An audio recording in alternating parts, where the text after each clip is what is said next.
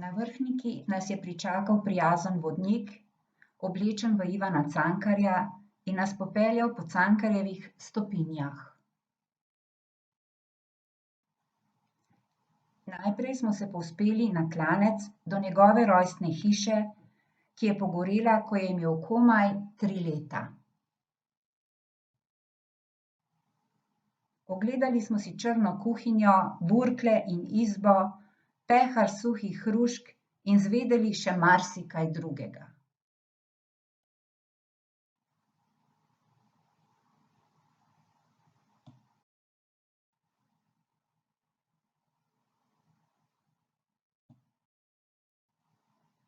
Cankar je najraje obiskoval 11. šolo pod Mostom, kjer so otroci odkrivali skrivnosti reke Ljubljanice.